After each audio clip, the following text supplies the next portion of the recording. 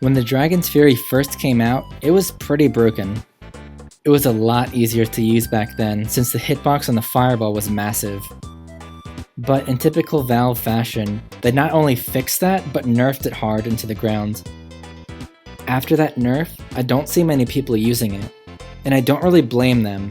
Missing with this weapon is extremely punishing, and although the damage output can be high, it's hard to land all of your shots. That is, if you're only using the Dragon's Fury. This is where the Scorch Shot comes in. Using the Scorch Shot lets you launch enemies into predictable trajectories that let you easily connect one if not more Dragon's Fury shots in a row. I'm going to be going over 3 different combos of sorts, using the Scorch Shot followed by the Dragon's Fury followed by the Scorch Shot, and Airblast into the Scorch Shot.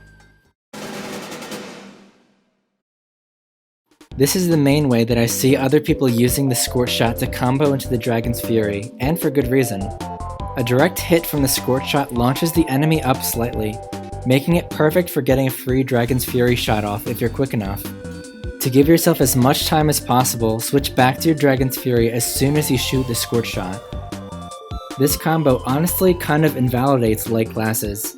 The Scorch Shot always does 20 damage, and the combo hit of the Dragon's Fury does around 80 damage depending on how close you are.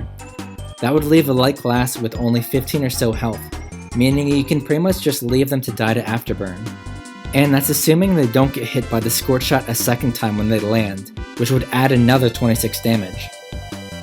This combo is such a simple but consistent way to get off a lot of damage that usually when I'm roaming around the map, I'll have my Scorch Shot out instead of my Dragon's Fury. That way, if someone takes me by surprise, I can get a pretty easy 100 plus damage off. Now this is where things get interesting. See, the Scorch Shot has a mechanic that not many people bring up when talking about it. Players that are already on fire are launched even further by the Scorch Shot.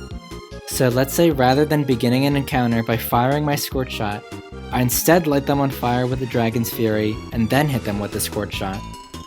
As you can see in the example, it launches them much further up, meaning as long as you can hit your air shots, you can connect multiple Dragon's Fury shots for huge damage.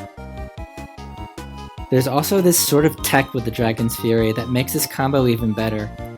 When you hit someone in the legs with the Dragon's Fury, not with any shot, but the one that deals triple damage, it pops them into the air, kind of like a rocket would. And because this combo already launches your opponent high above you, you can position yourself underneath them and repeatedly shoot up at their feet, juggling them above you until they die. Again, let's look at the damage.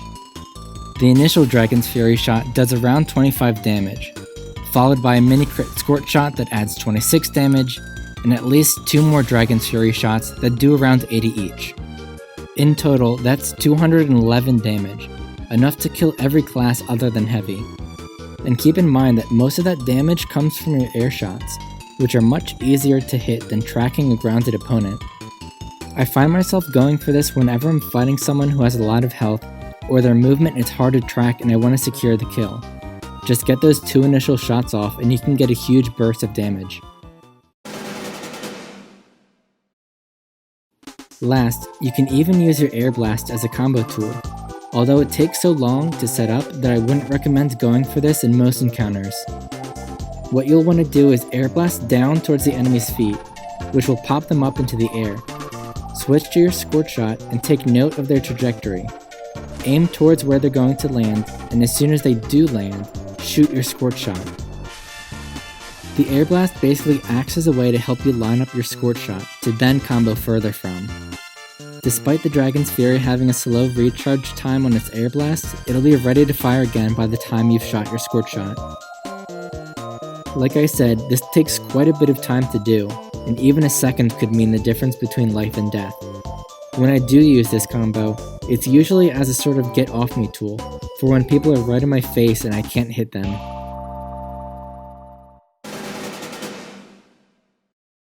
Now let's put it all together.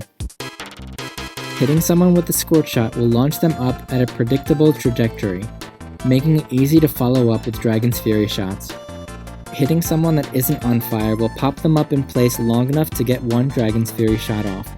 while hitting someone that is on fire will launch them high enough to land multiple shots. You can even air blast people into the air to then follow up with a Scorch Shot, although this takes some time to set up. Each of these strategies on their own are already strong, but it's when you use them together that you really start ripping holes into the other team, constantly switching back and forth between the Dragon's Fury and Scorch Shot to pop everyone into the air as needed. The Dragon's Fury is easily my most used pyro primary, not only for the absurd amounts of damage it can dish out, but also because of how fun and satisfying it is to use. If you want to try these combos for yourself, I highly suggest first getting the hang of landing those air shots. The map that I've been using in this video, TR Walkway, is perfect for that, and I'll have the link to it in the description.